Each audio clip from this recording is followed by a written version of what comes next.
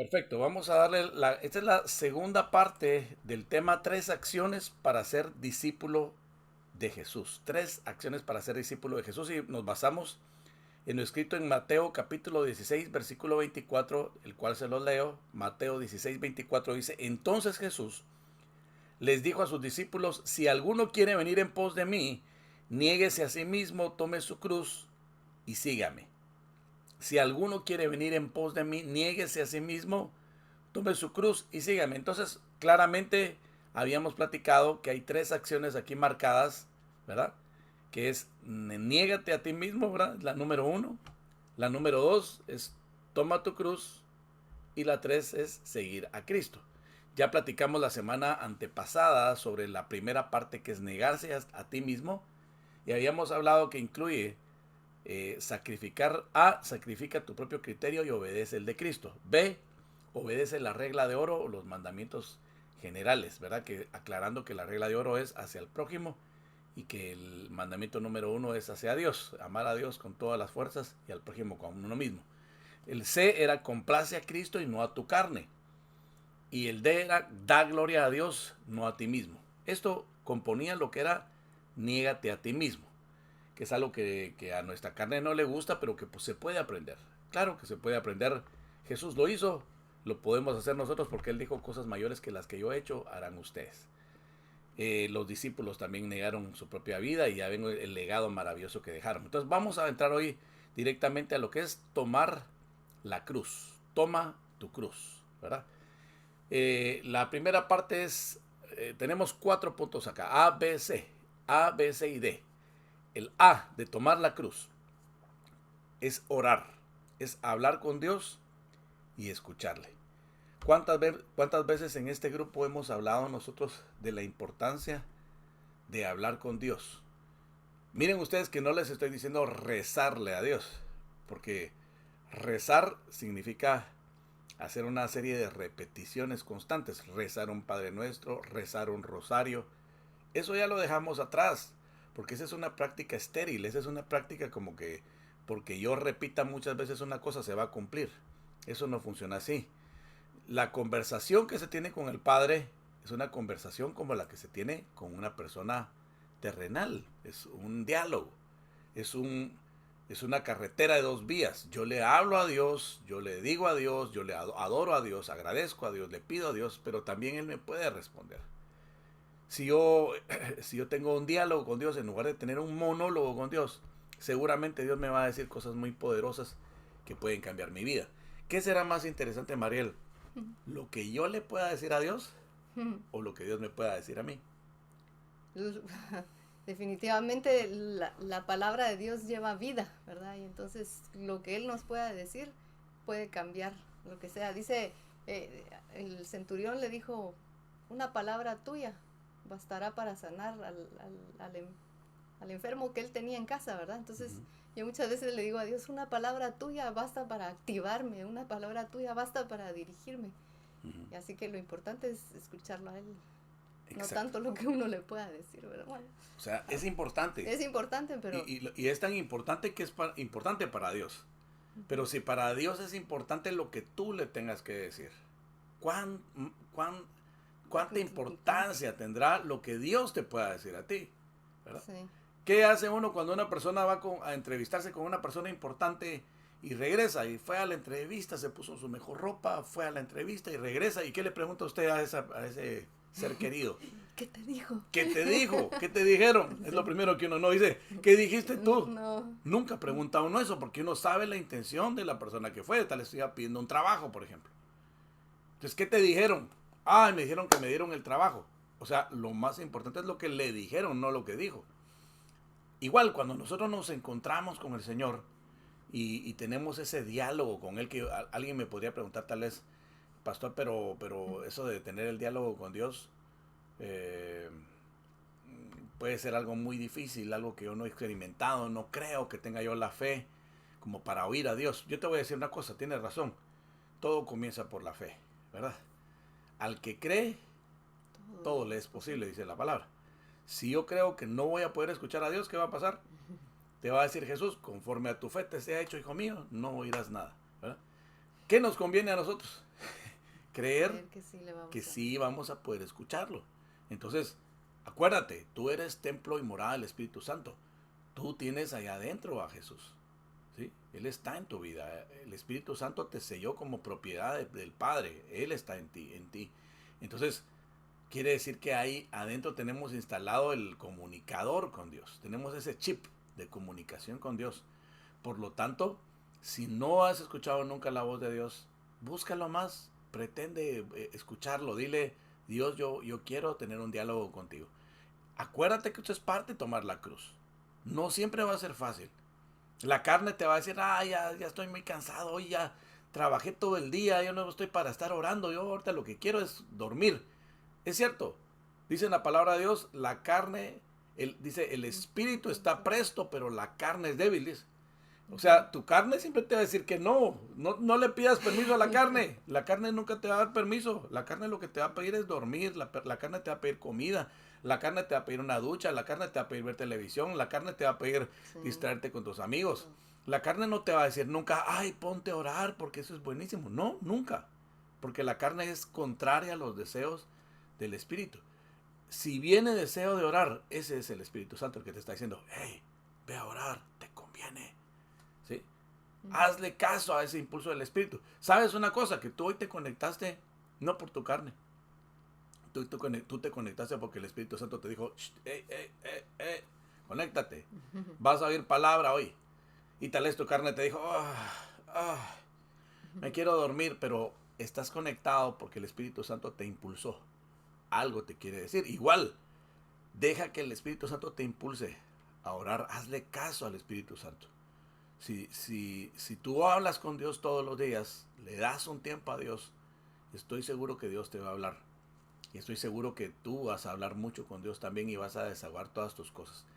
Antes de buscar un ser terrenal con quien hablar, busca al ser más maravilloso y espiritual en el universo que se llama Dios. Antes de contarle tus cosas a tu amiga más íntima o tu amigo más íntimo aquí en la tierra, busca a tu amigo más íntimo en el cielo y Él te va a escuchar. Él aprecia que tú guardes tiempo para Él todos los días. Amén. Y es que yo creo que con todo pasa igual. Digamos, si uno escribe un chat a alguien, uno está ahí esperando. Sí. ¿A qué hora? Si uno escribe un chat a alguien, uno está esperando a ver a qué horas entra la respuesta, ¿verdad? Si te van a contestar. Si escribís un correo también, antes, cuando uno mandaba cartas, uno estaba ahí pendiente de cuándo me iban a contestar, ¿verdad?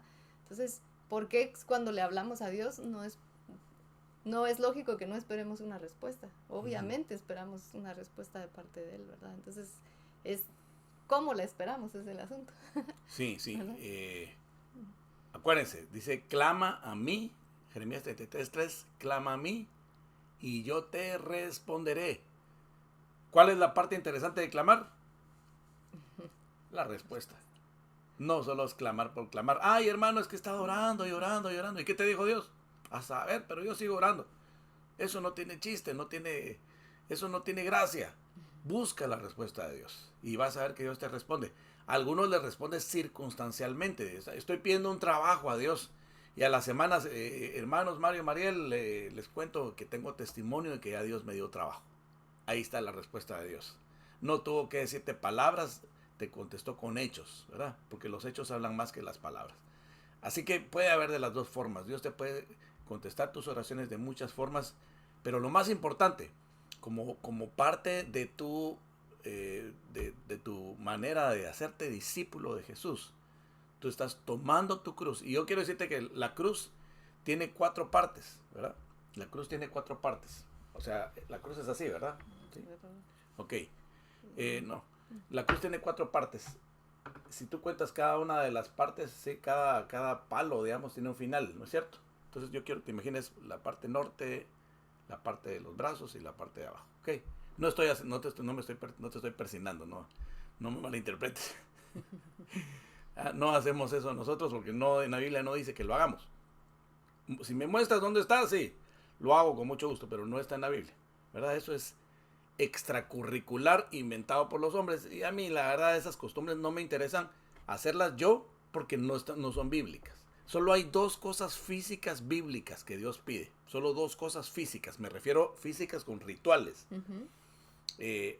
Número uno, el bautismo de agua. ¿Sí? Eso sí preocúpate. De eso sí preocúpate. Porque dice, el que creyere y fuere bautizado será salvo. No es que a mí me bautizaron cuando era chiquito. No te preguntaron. Eso no vale. ¿Sí? Tiene que ser bajo tu voluntad, como persona que ya está consciente. Entonces acepté a Cristo como mi Salvador, ahora me tienen que bautizar. Si no te has bautizado en agua, dicho sea de paso, busca el bautismo, pídelo, reclámame a mí como pastor, dime, pastor, ¿y qué va a hacer para bautizarme? Y algo tenemos que hacer, pero tienes que ser bautizado. Ese es el número uno. Y el otro es la Santa Cena, ¿sí? Que antes se le llamaba en la tradición Eucaristía, pero realmente es la última cena del Señor. Ahí él practicó eso, él dijo, hagan esto en memoria de mí, partan el pan, partan el vino, y el pan simboliza mi sangre el vino representa su sangre y el pan representa su carne. Y ya pues, son dos rituales, actos físicos que Dios pide. Fuera de ese no hay ningún otro. No nos pide que nos persinemos, no nos pide que tengamos imágenes, no nos pide, ¿qué otra cosa? Inventos humanos. No necesitas estar en un templo para que Dios te oiga, porque el templo eres tú, ¿sí? La presencia de Dios no está ahí en el altar, ahí enfrente de la iglesia donde está la cruz. No, Dios está en todas partes y habita dentro de ti. Y dice que Dios, eso está escrito en la Biblia, dice, Dios no habita en templos hechos por hombres. Dios habita en los templos hechos por Él. ¿Quiénes son? Somos nosotros. Nosotros somos templos hechos por la mano de Dios y ahí habita, y en nosotros habita el Espíritu Santo. No necesitas como tal un templo para que la presencia de Dios llegue ahí. La presencia de Dios está contigo donde quiera que tú vas. ¿Para qué nos sirve el templo entonces, pastor? Bien sencillo, es un lugar físico en donde todos se reúnen, que es una bonita costumbre. Dice cuán hermoso y delicioso es habitar los hermanos juntos en armonía. O sea, también dice en otra parte, no tengáis por costumbre, como algunos lo tienen, de dejar de congregaros. O sea, sí nos insta la palabra que nos congreguemos. ¿Podemos congregarnos ustedes y yo? No podemos, solo aquí. Gracias a Dios que no necesitamos el templo, porque si no estaríamos pero fritos, ¿verdad? Entonces, aquí estamos congregándonos, pero ¿sabes por qué funciona? Porque ahí donde tú estás, ahí está la presencia de Dios. Tú eres templo y morada del Espíritu Santo. Entonces, haciendo ya estas aclaraciones, regreso a donde vengo. Estamos hablando de la parte de el discipulado. Tome su cruz. Estamos hablando de tome su cruz. A orar, ese es el primer punto. Y escuchar a Dios. Entonces, si tenemos la cruz, la primera partecita, digamos, de arriba, aquí, ya cumplimos esta, es orar. Ahora vamos con esta otra. Son 4, ¿verdad? 4 partes de la cruz. Entonces, vamos con la siguiente. B. La B es leer la palabra y meditarla. Se parece un poco a la decisión de orar. ¿Por qué? Porque si le preguntas a tu carne, ¿leo la palabra? ¿Qué te va a decir la carne? Qué aburrido. No, más alegre ver tele, más fácil, ¿verdad? Entonces, imagínate que tú oraras tanto como ves tele. ¿Cuántas horas? Que leyeras la Biblia. Que leyeras la Biblia tanto como ves tele. ¿Cuántas horas leerías la Biblia al día? Yuju, ¿todavía estás ahí o ya te fuiste? ¿Cuántas horas leerías al día la Biblia si leyeras tanto como ves la tele? Estaríamos pero empapadísimos de la Biblia, pero no sabemos de la Biblia porque no la leemos. Señores, no nos engañemos, no leemos la Biblia. Si leyéramos la Biblia, entonces estaríamos cumpliendo esta segunda parte de tomar la cruz, que es leer la palabra y meditarla. No se trata de leer la Biblia como un libro, como una novela. Lo agarro desde el Génesis y voy hasta que termino el Apocalipsis. La Biblia no se lee así. ¿Cómo se lee la Biblia? Bueno, hay diferentes formas, creo yo, ¿verdad? Porque el Espíritu Santo te puede motivar en ciertos momentos a leer una porción específica de acuerdo a lo que uno está viviendo en ese momento. Entonces, creo que que no hay un solo método, ¿verdad? Para leer la Biblia. Entonces pueden haber épocas en donde, quiero explorar los salmos, por ejemplo, y empezás a leer los salmos, pero la palabrita importante en esto creo yo que es leerla y meditarla. Porque si uno solo lee como que está leyendo una receta, o solo por cumplir, tengo que leer la Biblia en un año y hoy ya saqué el capítulo del día.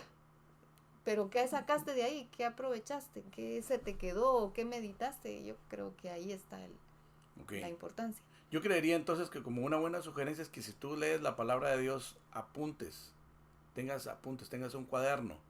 Y entonces conforme a lo que tú vas leyendo, de pronto encuentras una cosa, dices, tengo una duda, apunta la duda. Esto aquí Dios me reveló algo, entendí algo por fin. Pues apunta la revelación y vuelve a meditar en ella otra vez y de pronto sacas un tema y al rato vas a estar tú predicando, o sea, de ese tema. Mariel dijo algo, no es algo que se tenga que hacer como religiosidad, ¿verdad? Digamos, un orden específico. Es más algo espiritual, es algo como buscar ese conocimiento de la palabra de acuerdo a la necesidad que tengo. Hay diferentes tipos de libros en la Biblia, ¿verdad? Entonces, si una persona, por ejemplo, está comenzando su relación con Cristo Jesús, yo le aconsejaría que lea los evangelios, Mateo, Marcos, Lucas y Juan. Son 4 puntos de vista de 4 personas diferentes acerca de la misma historia de Jesús. Y yo le pediría a esa persona que comienza en su fe en Cristo, que comience por el evangelio según San Juan, que es como el más amistoso, como el más para los gentiles, pues, ¿verdad? Sin embargo, leer los 4 evangelios es una experiencia maravillosa porque te acerca a la persona de Jesús. Por ejemplo, una persona que estuviera, un jovencito que estuviera necesitando perlas de sabiduría, de cambiar su forma de pensar, le diríamos, lee el libro de los proverbios. Léete un proverbio diario y medita en él y vívelo. Si yo quiero tener una base bíblica fundamental y necesito como que entender de dónde viene todo el asunto de Cristo y quiénes eran esos profetas antiguos o los padres de la fe o los patriarcas, pues yo le diría, empieza a leer el Pentateuco, los primeros 5 libros de la Biblia, porque ahí vas a ver lo que Moisés escribió, el legado que dejó. Cómo comenzó la existencia del hombre, la creación de la naturaleza, de la tierra, de los animales, de las plantas, cómo el hombre le falló a Dios y después cómo empiezan a surgir esos hijos de Adán y cada uno va teniendo una actitud diferente y llegando, pasando por la parte del éxodo, digamos ya el nacimiento de la nación de Israel. O sea, tú puedes agarrar temas. ¿Qué tema quieres estudiar? ¿A qué tema no te aconsejaría, si no sabes mucho de la palabra, solito aventurarte, por ejemplo, a agarrar un tema como Apocalipsis o el profeta Daniel? O sea, es algo pesado, es algo que tiene que tener una guianza de una persona que sepa. Entonces, trata de agarrar lecturas que sean acorde a tu nivel. Y para eso están estas reuniones, para ir aprendiendo de la palabra. Por eso no te pierdas las reuniones porque son tu oportunidad de tener un contacto con las escrituras y de ir ampliando tu criterio para que puedas ir aventurándote más. Y lo importantísimo, medita en la palabra. No solo leas, no solo la estés subrayando. Hay gente que tiene subrayada toda la Biblia, pero no medita, ¿verdad? Miren, meditan más los que hacen yoga. Uh-huh. Esos se ponen a hacer sus meditaciones, cierran los ojos, cruzan las piernas y ahí están meditando, saber en qué demonios se les mete ahí, porque abren su corazón y su mente a que el sol, que la luna, que los astros y saber qué fees falsas les vende el diablo. Y ahí anda la gente, yo me relajo haciendo mis meditaciones de yoga. No, o sea, no puede ser posible que una persona que esté siguiendo doctrinas erradas medite más que nosotros que tenemos la verdad. Medita con la guía del Espíritu Santo, lee unos versículos, arrodíate a orar, dile, Señor, revélame la palabra. Señor, he leído esto hoy, enséñame qué quieres enseñar, qué lección me estás dando el día de hoy. Por ejemplo, hoy Dios nos está dando una lección a través de lo que Jesús dijo, ¿verdad? Y ya vimos que no solamente es de 3 palabritas, esas 3 palabritas significan mucho y vamos a seguir avanzando para no quedarnos ahí. Vamos entonces, ya dijimos, tomar la cruz es orar, la primera parte. Luego vamos con una otra punta de la cruz, que es leer la palabra, ya lo hablamos, y meditarla. Vamos a la tercera punta de la cruz, el otro brazo de la cruz, es adorar a Dios. Qué importante es adorar. El salmista David fue llamado un hombre conforme al corazón de Jehová. Me pregunto yo por qué. Si vemos que tuvo un montón de fallas y pecados y cosas sanguinarias que hizo, ¿por qué fue llamado un hombre conforme al corazón del Señor? Yo sospecho que David fue llamado así porque era un hombre que amaba la presencia de Dios. Como el siervo brama por las corrientes de las aguas, así clama por ti, oh Dios del alma mía. ¿Quién pudo escribir eso si no era alguien que amaba la presencia de Dios? Entonces David aprendió a adorar, porque él entendió que cuando uno adora, atrae la presencia misma de Dios. Dios se manifiesta porque se le invoca, porque se le da adoración, porque se le da su lugar, porque se le reconoce, porque se le exalta, porque se le adora, porque se le canta, porque se le ora. Entonces todo lo que es acercarse a Dios con palabras, con música, con arrodillarse, con expresarse con el cuerpo, con apartar un tiempo especial para Él, eso es adoración. Miren, la música es bonita, ¿verdad que sí? ¿A cuánto les gusta la música? A todos nos encanta la música, ¿verdad? Todos tenemos una colección de música. Algunos todavía conservan sus colecciones de cassettes, otros de discos, de compactos. Algunos han vuelto a comprar discos de vinilo para escucharlos en esas nuevas reproductoras que venden. Y algunos otros tienen su colección en Spotify, en Deezer, en iTunes. Qué sé yo, ¿dónde la tienes? Pero mira, la música es bonita. Pero la música que nos acerca a Dios es otra cosa. ¿Sí? O sea, no te digo, yo no voy a ser el pastor que te va a decir, no, esté escuchando música del diablo, nada. Mira, tú tienes al Espíritu Santo. Tú sabes lo que escuchas.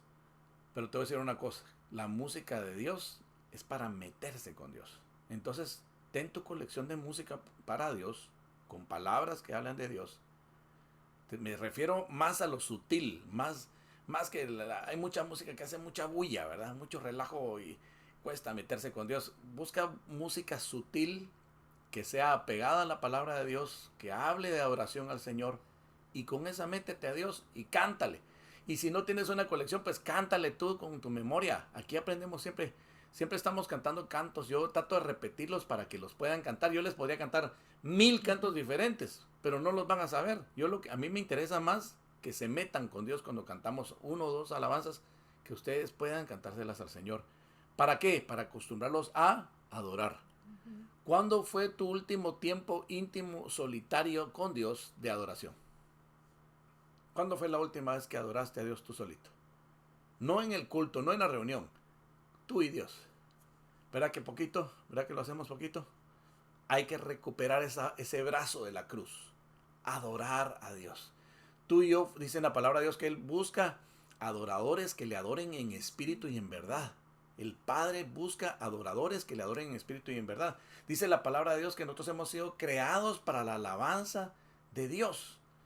Cuando Dios formó al hombre, lo formó con una boca y con unos oídos especiales para poder adorar a Dios. Con unos brazos que se pueden levantar al Señor. Mira, dile al elefante que levante sus manos al Señor, le va a costar. Pero nosotros con qué facilidad las podemos levantar, ¿verdad? Porque las tenemos libres, porque no caminamos en nuestras 4 extremidades, caminamos en 2 extremidades y 2 nos quedan libres para levantarlas al Señor. Nosotros tenemos una boca que puede cantar y puede adorar e invocar, exaltar, orar a Dios. Tenemos muchas formas, somos seres muy inteligentes que aprendemos. Tenemos una capacidad de percepción, de palabras, de expresiones. ¿Para qué son? Para adorar el nombre del Señor en el espíritu y con el entendimiento. No se trata solamente de adorar por adorar, hay que hacerlo entendiendo qué es lo que uno está haciendo, qué está diciendo uno, que venga del corazón, que sea genuino. Adorar, entonces, es un brazo importante de esa cruz. Sí, yo creo que David conocía a Dios, por eso, tal vez por eso le llama conforme al corazón de Dios, porque lo adoraba. Él podía venir, si fallaba, podía venir delante del Señor y decir, un corazón contrito y humillado, tú no desprecias, Señor. O sea, porque lo conocía, sabía que podía venir delante de él. O sea, él tenía esa relación con el Señor y que también decía, si a mí Dios me libra de los osos o ¿de qué? Del león, del oso cuando cuido las ovejas, ¿cómo no me va a librar de este gigante? Entonces, cuando nosotros adoramos a Dios, aprendemos a conocerlo a Él. Aprendemos a estar en su presencia y entonces sabemos cuál es su carácter. Entonces vamos a tener esa fe para enfrentar cualquier situación porque vamos a conocer cómo es nuestro Padre Y Celestial. me encanta ese ejemplo de David porque imagínense ustedes ese jovencito solito ahí en el campo cuidando a las ovejitas y de repente se le aparece por ahí un oso y él mira el oso que de un zarpazo lo hubiera partido en dos a él y de una mordida se come a sus ovejas. Y él era el responsable y el papá le ha dicho, te encargo esas ovejas que me las cuides. ¿Y qué hacía? ¿Qué hacía el jovencito? Pues dicen la palabra de Dios que él estaba acostumbrado a tocar el arpa. Y entonces como que él siempre estaba cantándole al Señor, adorándole a Jehová, levantando su nombre. Como que era un muchachito que traía ese don y se conectaba con Dios. Y bajaba la unción, bajaba el Espíritu Santo. Entonces cuando venía el oso, él estaba acostumbrado a pedirle a Dios. Él no tenía hermanos que lo apoyaran ahí, porque los hermanos andaban en otra cosa. Ahí no estaba su papá, pero lo que sí tenía era la presencia de Dios. Y él dice que con ayuda de Jehová de los ejércitos, ¡pam! Él mataba al oso, mataba al lobo, al león. Y cuando él tuvo que enfrentar al gigante, a Goliat, la misma práctica de tener esa relación con el Espíritu de Dios a través de la adoración, lo hizo un hombre poderoso. ¿Qué haces tú cuando se te vienen los problemas encima y se te levantan los osos, se te levantan los leones enfrente de tu vida?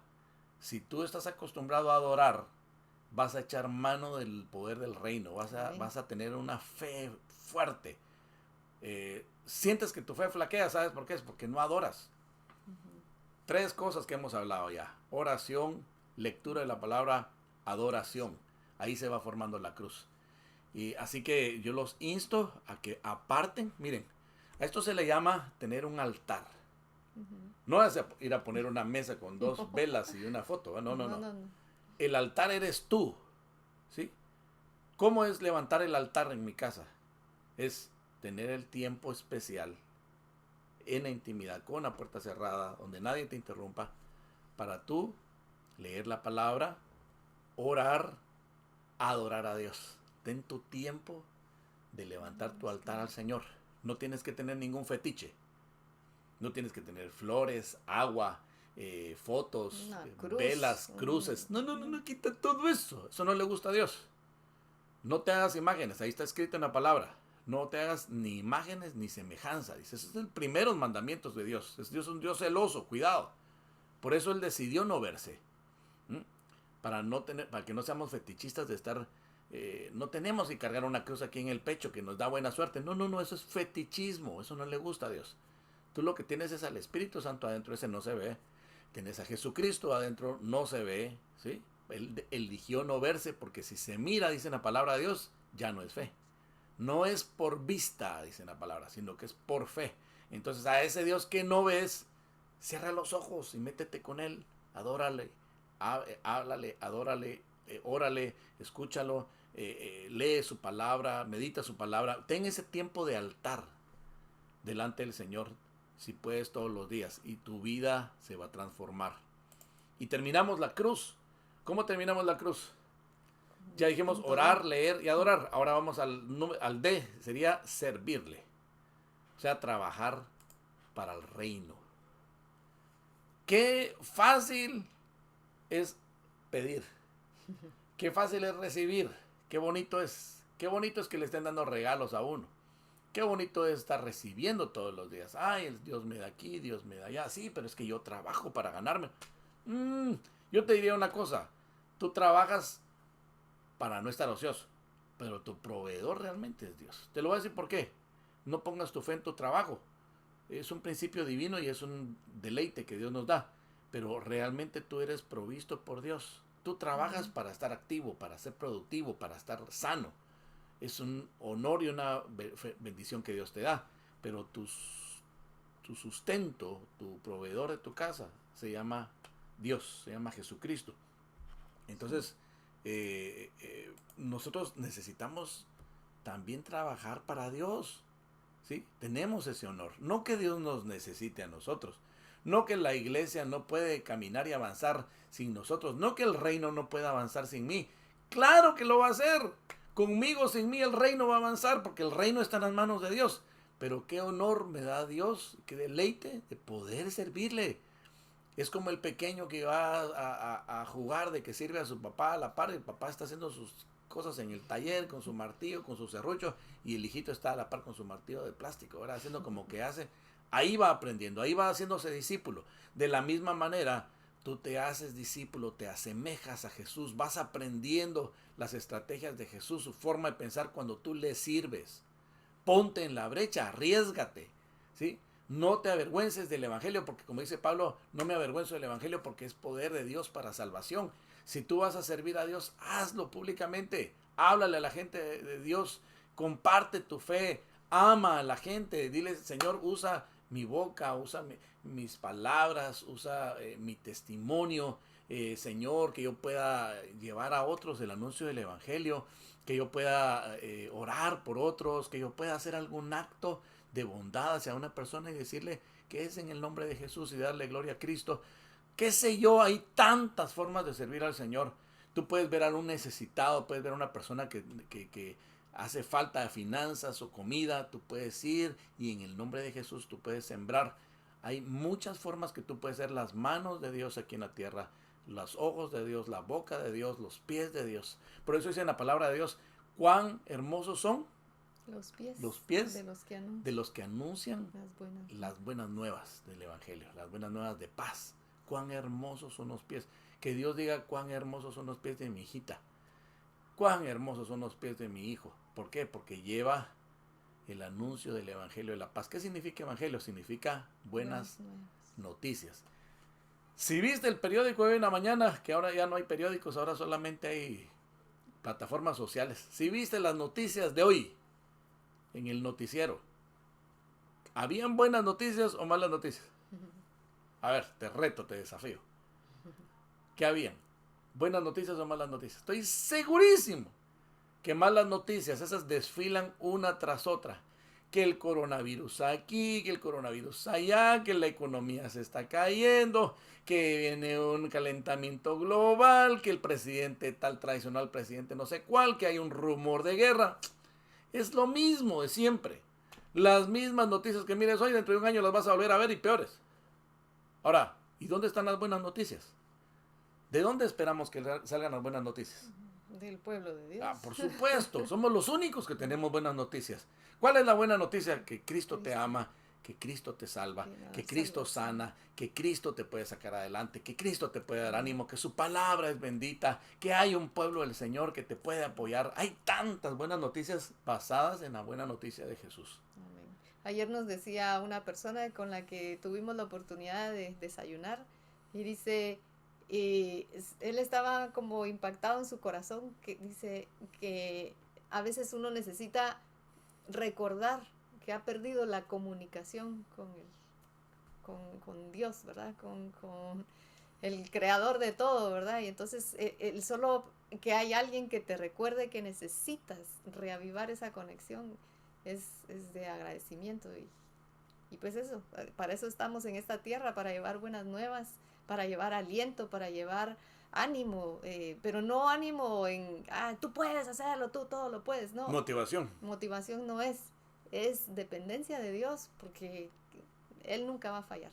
Así es, qué bonito ese momento que tuvimos ayer con Mariel y con estos amigos a los que invitamos a desayunar.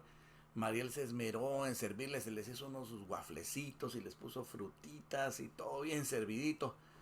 Y se impactaron desde el principio porque se sintieron amados. Miren, unos guaflecitos bien servidos con amor. Ya, un impacto ahí. ¡Oh! Hubo lágrimas ahí. Ustedes saben que no es fácil cuando una persona no conoce al Señor. Ustedes saben que, les voy a decir una cosa, no nos pusimos a predicar y a evangelizar. No. Solo fue amistad. Nos sentamos a comer, la pasamos re bien. Y estas personas, por nuestro testimonio, escúchenme, por nuestro testimonio, esta persona nos dijo, yo reconozco que ustedes son genuinos, son de parte de Dios. Y ¡pum! Las lágrimas. ¿Por qué? Porque el espíritu humano se redarguye cuando se da cuenta que Dios le está mandando buenas noticias. Miren, la gente no es tonta, la gente es inteligente. Tú eres la buena noticia de tus amigos. Tú. Yo, pastor. Sí, tú. ¿Y qué pensabas? ¿Que Dios está perdiendo el tiempo contigo? No. Él está haciendo todo el esfuerzo por enseñarte porque tú tienes buenas nuevas que le vas a enviar a otras personas y vas a ver cómo vas a impactar las vidas con tu testimonio. Dale la gloria a Jesús en tu vida. No se trata solamente de sobrevivir y de vivir entretenidos en este mundo. Se trata de dejar huella. Mira, hoy podría ser nuestro último día de nuestra vida. Esta vida de verdad es un regalo que está en las manos de Dios y que en cualquier segundito nos llaman a pedir cuentas. En cualquier segundito. ¿Qué estamos esperando, mis amigos, mis hermanas, mis hermanos, para empezar a servir a Dios? 4 cosas que Dios nos enseña hoy. Número 1, orar. Y escuchar. Meditar, escuchar a Dios. Número 2, leer la palabra y meditarla. ¿Sí? No solo es de leer, sino hay que procesarla, entenderla, recibirla de parte del Espíritu. Número 3, adorar al Señor. Hemos nacido para adorar el nombre de Dios. Ese es el propósito de nuestra vida. Y número 4, servir a Dios. No podemos estar de ociosos en el reino. Necesitamos ser parte de los que están haciendo algo por el reino de Dios porque el tiempo se acorta. Yo quiero terminar esto con una oración pidiéndole a Dios que active a este grupo. Cada uno de ellos, hay gente que está activada, súper activada, y que hay gente que está pastoreando. No les tengo que enseñar nada de esto. Simple y sencillamente esta enseñanza les va a servir para enseñárselas a otros. Pero ya saben todo esto. Pero tal vez alguien está un poco pasivo porque ha estado entrampado en sus problemas. No te entrampes en los problemas. Los problemas siempre los tendréis con vosotros. Siempre van a estar. Sí. Miren, el que no está entrando en una prueba, está en medio de una prueba, y el que no está en medio de una prueba, está saliendo de una prueba. 3 lugares donde puede estar: entrando en una prueba, en medio de una prueba o saliendo de una prueba. Entonces, por las pruebas no te preocupes, esas siempre van a estar ahí.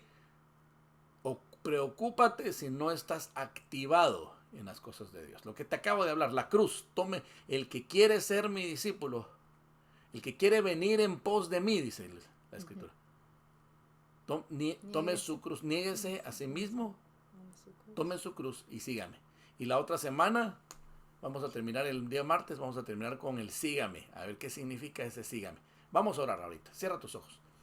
Padre, gracias por esta enseñanza maravillosa que nos das en tu palabra. Jesús, tú nos dejaste un legado eterno, un legado que nos impacta todos los días, nuestra mente, nuestro corazón, nuestro pensamiento, y nos hace meditar y preguntarnos: ¿verdaderamente estoy yo tomando mi cruz?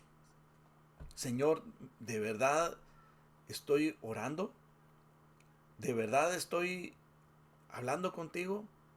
¿De verdad estoy leyendo tu palabra? ¿Meditándola? ¿De verdad estoy adorándote, Señor? ¿Soy un adorador en espíritu y en verdad? ¿Estoy cumpliendo con esa fase de mi vida? ¿Estoy sirviéndote, Señor? Padre, yo quiero hacerte caso, quiero obedecerte, porque he obedecido al hombre, Señor, por dinero. He obedecido, Señor mío, al hombre por órdenes terrenales, pero quiero obedecerte a ti, Señor, por mi vida eterna, Señor, por mi buen trato con mi Padre Celestial. Tú eres el que me salvó, yo me debo a ti. No tengo excusas. No tengo excusas, no hay excusas, no hay excusas. Dejo a un lado las excusas baratas, las excusas de poca monta, las excusas vergonzosas, las dejo ya de una vez y me responsabilizo, Señor, porque yo quiero ir en pos de ti. Quiero, Señor, tomar mi cruz. Permíteme, Jesús, tomar mi cruz como tú la tomaste, Jesús. Tú fuiste obediente hasta la cruz, hasta la muerte y muerte de cruz. Tú tomaste tu cruz, la abrazaste, la cargaste, Señor. No huiste de ella. Yo quiero tomar mi cruz hoy, Señor. En tu nombre maravilloso, Jesús, ayúdame, fortaléceme, guíame, que cada día pueda vencer mi carne, Señor, y tomar mi cruz. En el nombre maravilloso de Jesús. Amén y amén.